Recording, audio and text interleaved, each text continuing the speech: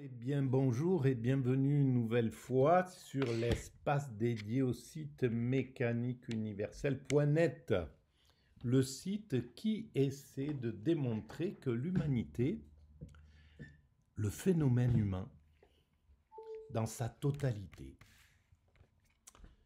évolue vers son ultime perfection. Nous construisons le paradis pour nos futurs descendants. Voilà la proposition que je fais et la recherche que j'ai établie depuis maintenant 25 ans, à partir d'une phrase intuitive qui s'est immiscée dans mon esprit. Voilà, j'écrivais des petites nouvelles et j'ai écrit cette phrase: l'humanité est destinée à atteindre sa perfection. Elle m'a choqué. Elle résolvait finalement toutes mes interrogations. Pourquoi j'étais là? Qu'est-ce que je foutais sur cette planète? Est-ce que ma vie avait un sens? Etc., etc. Et donc, j'ai embrayé et je me suis mis à essayer de la démontrer de façon rationnelle, que cette phrase était pertinente et que c'était une réalité. Et ça tombait bien parce que c'était un esprit, cette phrase s'était initiée dans un esprit atypique, neuroatypique, un esprit autistique qui veut à tout prix comprendre les choses, qui ne peut pas laisser quelque chose sans compréhension. C'était impossible. Donc il fallait vraiment que je comprenne ce qui était écrit. Et en fait, bon, pour certains, bon, il y a une recherche qui se fait dans les choses, mais bon, si ça marche pas, si c'est compliqué, on passe à autre chose. L'autisme dont je suis porteur m'interdit ça. Il faut à tout prix que je comprenne, et de façon rationnelle, pas de façon légère ou spirituelle, ou je sais pas. C'était vraiment, il fallait que scientifiquement je puisse démontrer que effectivement l'humanité allait vers cet état de perfection qui est en fait l'état de paradis. On construit le paradis pour nos futurs descendants. Alors ça se voit pas, évidemment, quand on circule, quand on écoute les informations, quand on s'abreuve de BFM, de CNews et de LCI, on ne peut pas comprendre du tout ce qui se passe. Et même si on s'abreuve de France Info ou de Arte, hein, c'est la même chose. On ne peut pas comprendre réellement la complexité, justement, des choses et pourquoi l'humanité doit passer par une étape aussi tragique que celle qu'on est en train de vivre, mais qu'elle a déjà vécu. Du tragique, c'est constant. L'évolution de l'humanité, c'est l'évolution du tragique. Par le tragique, évidemment. Le tragique en fait partie. C'est pas le seul moteur de l'évolution, mais c'en est un très important. Et il suffit d'imaginer ce que devaient penser les êtres humains en Europe, dans le monde d'ailleurs, en 1941, pour se dire mais on n'en sortira jamais. Avec ce type qui nous promet un Reich de 1000 ans sous cette ambiance, c'est une catastrophe. Bon, voilà. Et puis, 3 ans après, il était ravagé, il était poussé à sortir de la vie brutalement. Et, euh, et l'humanité, 10 ans après, avait retrouvé ses assises et avait justement développé tout un tas de choses qu'elle n'aurait peut-être pas développées sans ce passage tragique, c'est-à-dire ce qu'a installé le comité de la résistance, tous les acquis sociaux qui sont arrivés là, et puis l'ONU, la création d'une ONU vraiment cossue, vraiment balèze, qui était là, mais qui, pour l'instant, n'a pas encore trouvé ses marques, et encore sous la coupe de son fils aîné, les États-Unis, et de l'Occident, quoi, globalement.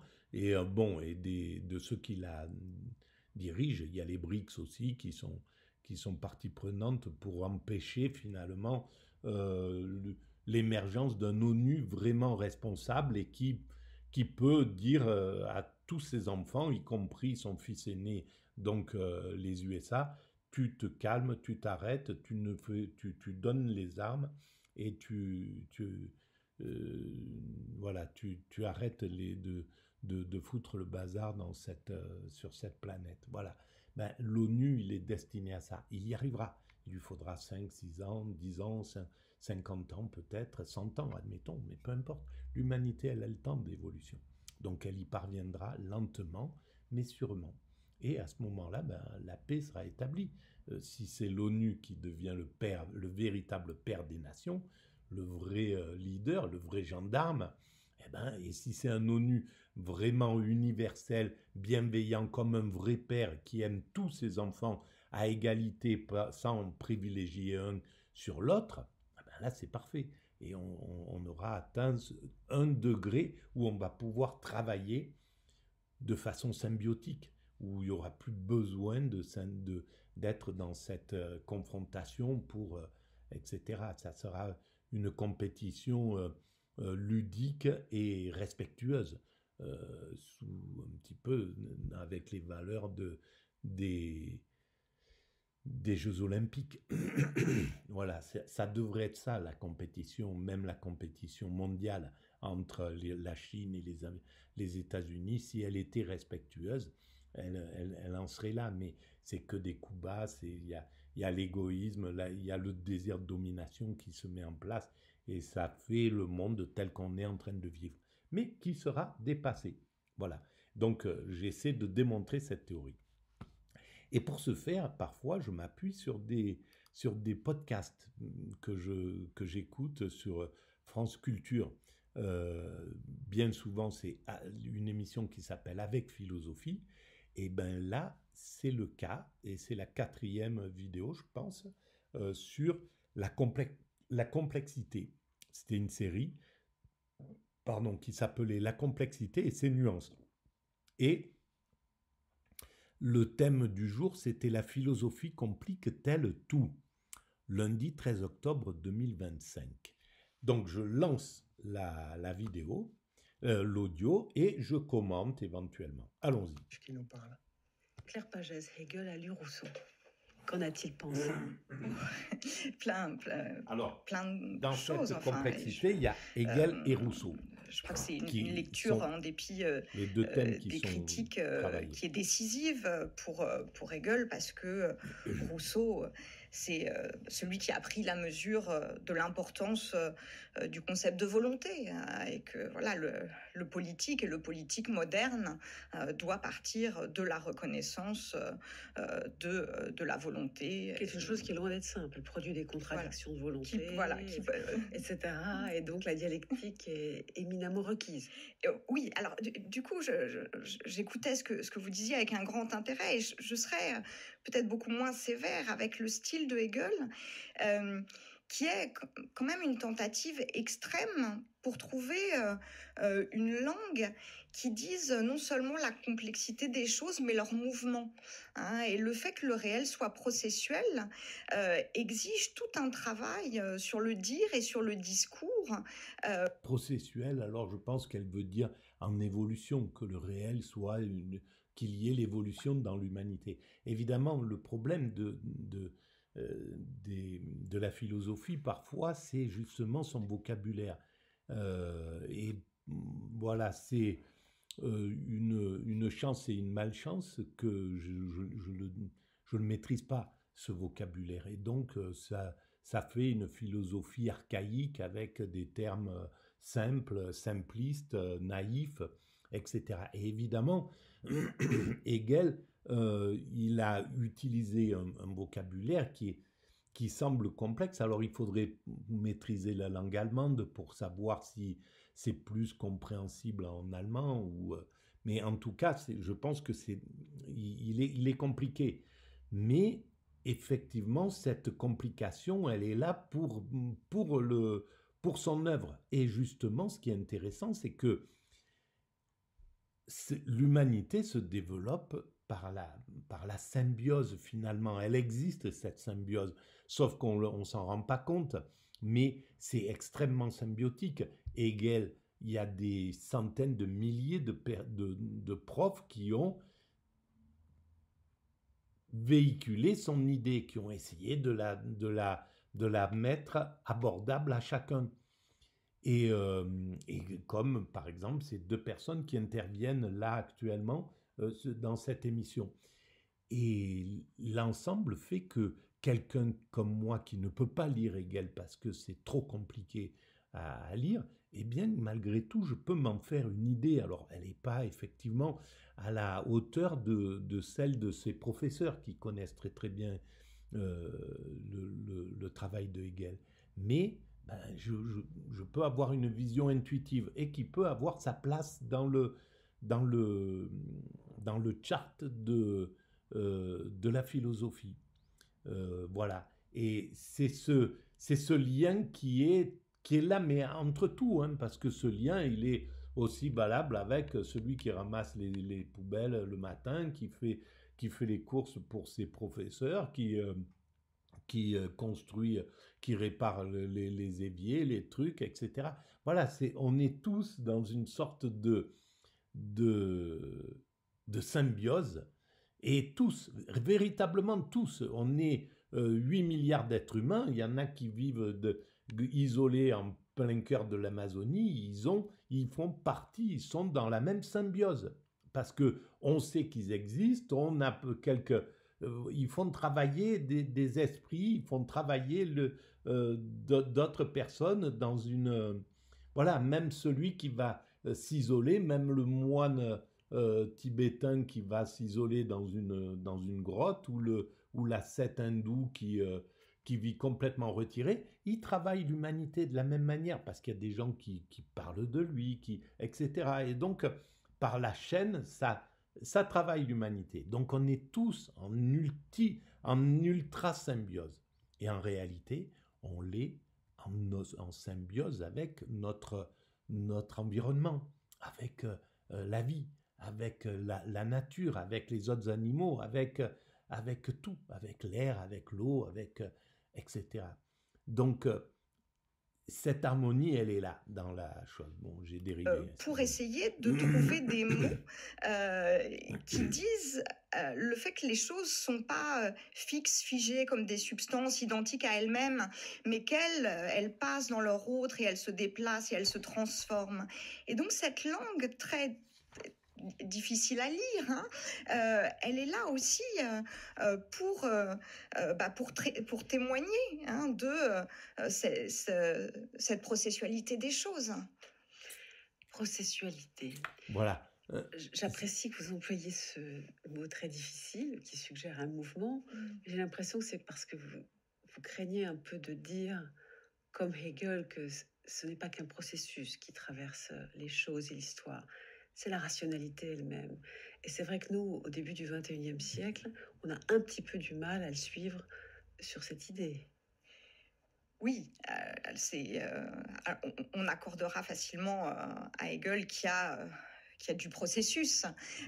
On a du mal à lui accorder la rationalité de ce processus, ou que l'histoire va vers sa rationalisation, ça. Oui, ou même que tout fasse sens dans l'histoire. Enfin, Et évidemment, là, malheureusement, on est encore avec la pensée du XXe siècle et non pas du XXIe siècle, la pensée du XXe siècle qui a débordé sur le premier quart du XXIe siècle, et qui ne veut pas donner du sens, dire il y a un sens à l'orientation de l'humanité, l'humanité a un sens, une orientation, une finalité, une destinée, en fait, qui a quelque chose qui est même comme le prenne au niveau de l'esprit, comme le pense Hegel, mais qu'il y a une sorte de destinée. Et donc c'est écrit, quoi, qu'il y a du divin qui organise les choses, que les choses sont organisées. Et effectivement, c'est difficile pour ces professeurs et pour ces qui sont qui baignent dans un siècle de nihilisme et où on a repoussé le divin, et le divin, il est en train de revenir en force. Et à mon sens, voilà le sens, le divin, le fait qu'il y ait une orientation, qu'il y ait une destinée, c'est en train de prendre Je crois place, que à mon sens. le XXe siècle aussi, c'est l'expérience qui a des choses qu'on ne peut pas avec la guerre, avec relever, le enfin, drame. auxquelles on ne peut trouver aucun sens ou aucune raison. Voilà, mais pourtant, Et voilà, et c'est ça, peut-être, c'est exactement ça. Là, elle pointe du doigt le fait que jusqu'à aujourd'hui, jusqu'à maintenant, on ne pouvait pas se permettre de donner un sens à ce qui s'est passé dans cette dernière guerre mondiale. Voilà, c'était tellement aberrant, la Shoah, le fait de vouloir exterminer un peuple tout entier dans l'humanité, c'est quelque chose qui était inimaginable et auquel on ne peut pas donner du sens, évidemment. Mais la guerre en elle-même, cette guerre qui s'est déclarée, on l'a vécue. C'est quelque chose qui a été vécu. Et il faudra la penser comme le reste. C'est évident. Simplement, on ne peut pas... il fallait qu'il y ait de la distance, sans doute, pour qui se mettent pour pouvoir la penser, d'en comprendre la complexité, d'en comprendre tous les tenants, ce que ça a aussi apporté à l'humanité dans notre évolution. Nous sommes les descendants de ce qui s'est passé justement dans ce XXe siècle, dans ces deux guerres mondiales et dans cette tragédie humaine. Aujourd'hui, son impact est majeur dans ce que nous vivons et son impact sera majeur. Et même si ça nous a séparés de l'idée du divin pendant un temps, cette idée du divin reviendra et donc le sens de ce qui s'est passé pourra se penser aussi également, malheureusement. Pour revenir à la question du style, c'est pour ça que les grands critiques de Hegel, et vous parliez tout à l'heure d'Adorno, ils ont aussi cherché un autre langage pour parler de cette réalité qui se disloque, qui se diffracte, qui veut pas se synthétiser, s'unifier, qui veut pas être voilà, comme ça, relevé dans un projet ou dans un sens historique ou dans une amélioration. Somatique aussi, dit Adorno, du corps, oui. De la chair. La chair. Et l'histoire est faite de chair Mais Adorno, qui souffre. Il a vécu sans doute dans sa chair. Je ne connais pas l'histoire d'Adorno, mais c'était pas possible à l'époque d'Adorno de ces philosophes allemands et puis même des existentialistes. C'était pas possible de chercher un sens. Et pourtant,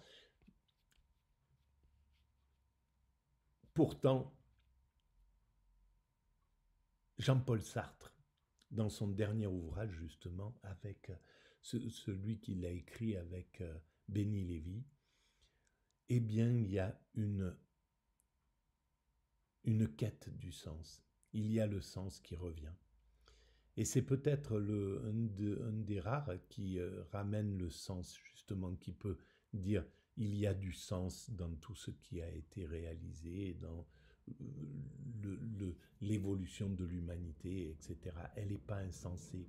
Et c'est pas parce qu'il y a eu ce drame tragique, cette tragédie inouïe qu'a été la guerre 39-45, qu'a été cette période du nazisme, que le monde aurait perdu son sens. Le sens est toujours là, il est là, dans le présent, dans l'évolution. Et qui n'est pas forcément apte, qui nous perturbe, qui est complexe pour nous, mais qui n'est pas destiné à entrer dans un système dialectique. Oui, ou à être pris dans des concepts qui identifient et qui font du réel des exemples de catégories. Et c'est pour ça qu'Adorno va écrire dans les Minima Moralia plutôt des fragments. On ne peut plus écrire une encyclopédie, on ne peut plus écrire, comme dira Derrida, un livre. Et Hegel est le dernier philosophe du livre, le dernier à avoir écrit comme ça un système encyclopédique. Et puis maintenant, on va chercher... Eh bien, alors, l'encyclopédie naïve du XXe siècle et du XXIe siècle, de la fin même du XXIe siècle, puisque je l'ai écrit en l'an 2000, eh bien, on peut, mais c'est de la philosophie archaïque, c'est la mécanique universelle. Voilà, c'est un livre complètement atypique et complètement mal écrit, mais c'est la suite d'un désir de comprendre l'ensemble du monde, du réel, et de lui donner comprendre le sens sous-jacent qu'il y a sous ce monde. D'autres manières d'écrire en philosophie cette réalité voilà, qui se défait et qui résiste aussi à la conceptualité. Alors nous allons aborder ce problème du rapport à l'histoire chez Rousseau. Rousseau qui s'y prend à plusieurs fois, Rousseau qui ne dit pas toujours qu'il y a un processus ordonné dans l'histoire, qui le dit parfois, surtout à la fin, dans son essai sur l'origine des langues. Il évoquera en 1781 une providence, mais bien avant, dans son fameux discours sur l'origine et les fondements d'inégalité parmi les hommes en 1755, il évoque des hasards différents et évidemment troublants. Écoutons ça. J'ai montré que la perfectibilité, les vertus sociales et les autres facultés que l'homme naturel avait reçues en puissance ne pouvaient... La perfectibilité, déjà il parle de ça.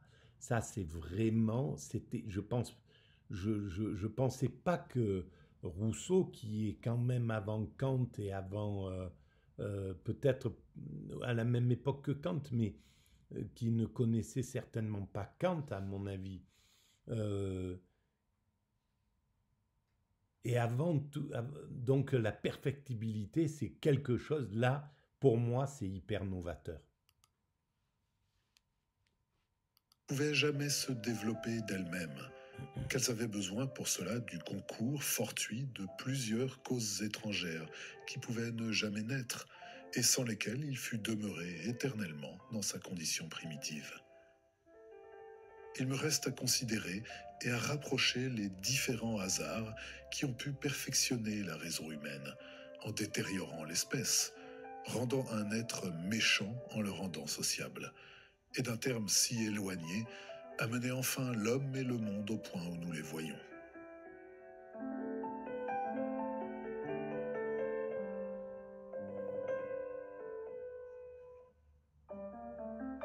Des hasards.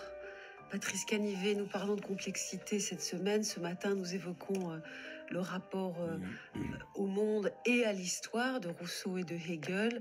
Complexe, ça c'est sûr. Cette complexité peut-elle se résoudre dans un grand principe qui unifierait tout cela et expliquerait le sens de l'histoire? Pour Hegel, certainement. Pour Rousseau, c'est moins sûr au regard de ce texte de 1755. Oui, le texte qui vient d'être lu est un bon exemple de ce que nous disions à l'instant. C'est comment trouver un langage conceptuel, mais aussi un style d'écriture qui rend compte de l'ambivalence des réalités. Là, ici, par exemple, Rousseau nous dit « Il me reste à considérer, à reprocher les différents hasards qui ont pu perfectionner la raison humaine en détériorant l'espèce ». Alors, c'est vraiment remarquable comment les choix des termes... Mais c'est dur comme terme, en détériorant, évidemment. Sous un certain angle, ça a détérioré l'espèce, mais ça fait partie de la chrysalide de ce primate naturel que nous étions en humain abouti. Dans la période de transformation, évidemment, on peut le voir comme une détérioration, mais c'est le processus. C'est le processus. Euh, par certains côtés, il y a de l'amélioration, par d'autres, il y a de la détérioration. Et le processus fait que ça va vers l'amélioration, ça va vers la perfection. Oui. Permet à Rousseau de dire que l'évolution de l'espèce humaine, des sociétés humaines, c'est à la fois un progrès et une régression. Ce qui veut dire chez Rousseau que c'est un progrès dans le développement des facultés humaines, notamment des facultés intellectuelles, des facultés de la technique, de la science. Je vais arrêter là pour cette vidéo parce qu'elle commence à être longue. Je reprendrai un petit peu en arrière pour la prochaine vidéo. Voilà, je vous remercie de votre écoute et je vous dis à très bientôt les amis.